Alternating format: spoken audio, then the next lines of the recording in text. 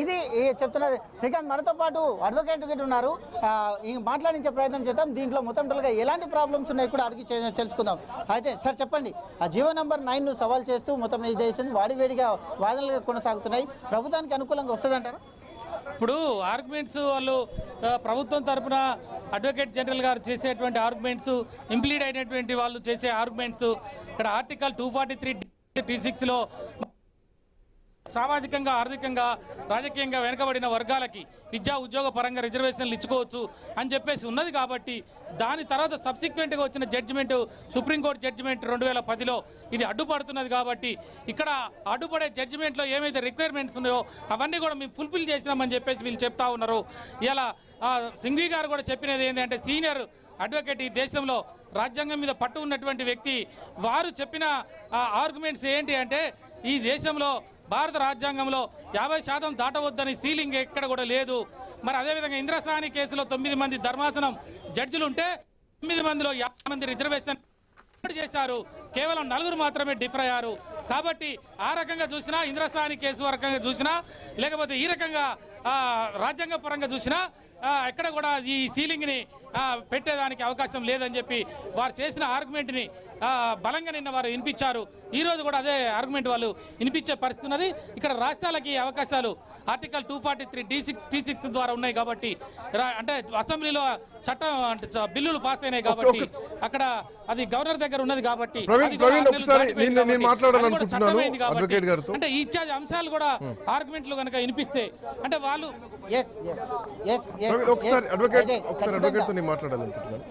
ఇప్పుడు ఎడిటర్ గారు మాట్లాడతారు. ఒకసారి హలో అడ్వకేట్ గారు నమస్తే. నమస్తే అండి, గుడ్ ఆఫ్టర్నూన్. చెప్పండి సార్. ఉపేంద్ర గారు నమస్తే. సో ఇందాక మీరు అన్నారు ఒక సీనియర్ జర్నలిస్ట్ రాజ్యాంగం మీద పట్టున్నటువంటి వ్యక్తే వాదిస్తున్నారు ఈ దేశంలో రాజ్యాంగం కల్పించినటువంటి హక్కు రిజర్వేషన్లు అని చెప్పేసి. బట్ గతంలో మీరు ఇందాక అన్నారు రాష్ట్రాలకు హక్కు ఉంది, ఆర్టికల్ 243(d)(t) ప్రకారం రాష్ట్రాలకు అవకాశం ఉంది, అధికారం ఉందని చెప్పేసి. బట్ అదే 1994లో 243 ఆర్టికల్ ద్వారా స్థానిక సంస్థల బీసీలకు రిజర్వేషన్ కల్పించాలని అప్పుడు నిర్ణయం తీసుకున్నారు. ఆ టైంలో వాటిని అంటే 2013 వరకు కూడా అవి అప్లికేట్ అయ్యాయి. బట్ తర్వాత మళ్ళీ అనూహ్యంగా సుప్రీంకోర్టు ఇన్వాల్వ్మెంట్ తోటి మళ్ళీ పాత పద్ధతిలోనే 23% రావడం జరిగింది. సో ఇప్పుడు జీవోతోని వెళ్ళడం సాధ్యమా? జీవో నెంబర్ 9 స్ట్రాంగ్ ఉందా అన్నదే జరుగుతున్నటువంటి ప్రశ్న, not about the election. So అంత స్ట్రాంగ్ గా ఉందా జీవో నెంబర్ 9?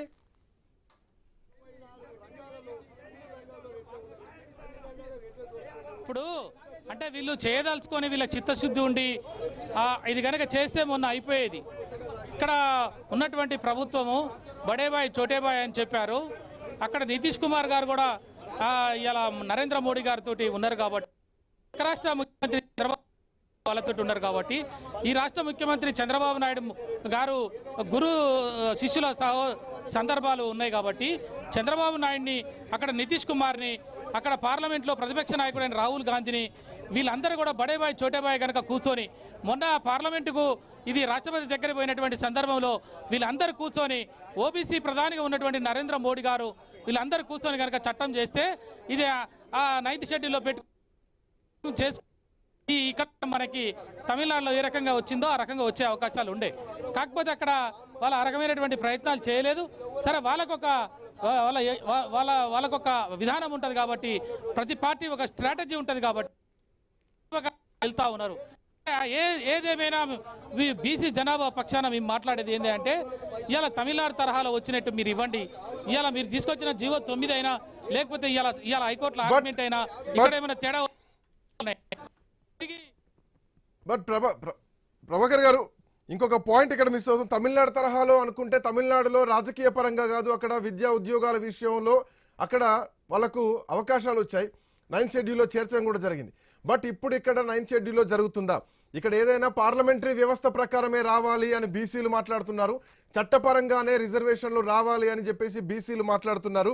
ఇప్పుడున్నటువంటి పరిస్థితుల్లో గతంలో అంటే 50% సీలింగ్ దాటొద్దు అంటే నిన్న అభిషేక్ మను సింఘ్వి అసలు దేశంలో 50% సీలింగ్ ఎప్పుడో దాటిపోయింది, 60%లో ఉంది. ఈడబ్ల్యూఎస్ రిజర్వేషన్లు కూడా వీటిని కన్సిడర్ చేయాలి అని ఆయన వాదిస్తున్నటువంటి పరిస్థితి.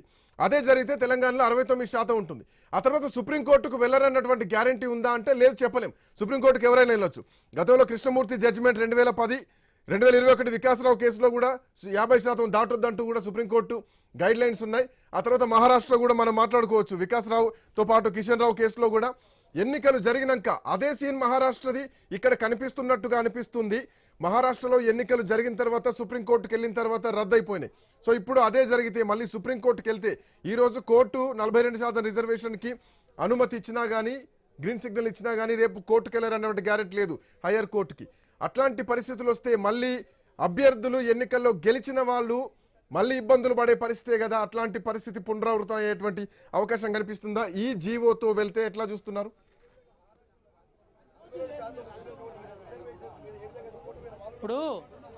ఇప్పుడు ఫస్ట్ నుంచి మనకు వచ్చిన ప్రాబ్లం ఏంటంటే వీళ్ళు కామారెడ్డిలో డిక్లరేషన్, బీసీ డిక్లరేషన్ కామారెడ్డి సభలో చెప్పింది ఏంటంటే కాంగ్రెస్ పార్టీ మేము అధికారంలోకి వస్తే 6 నెలల్లోనే BC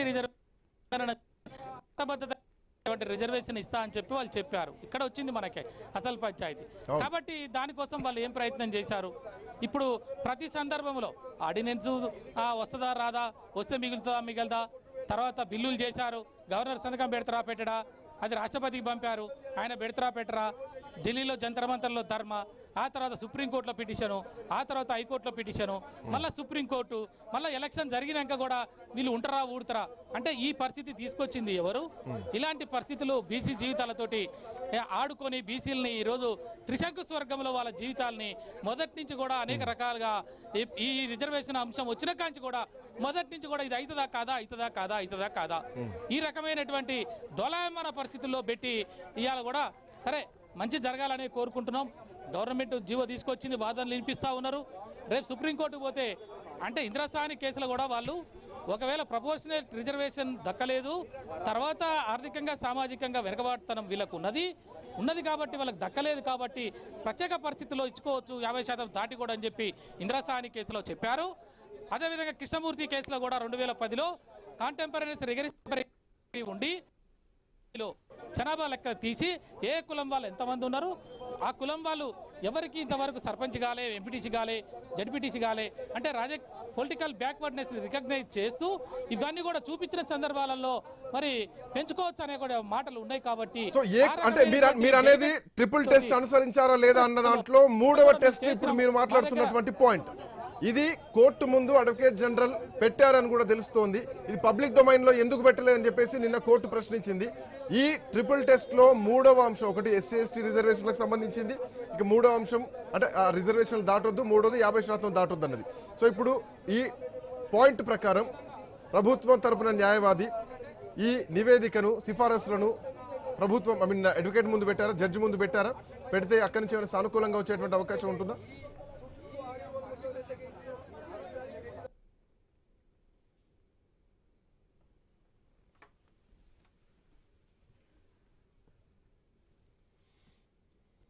I think some network issue ఉన్నట్టుంది. I'll come back to you. Shyam garu unnara?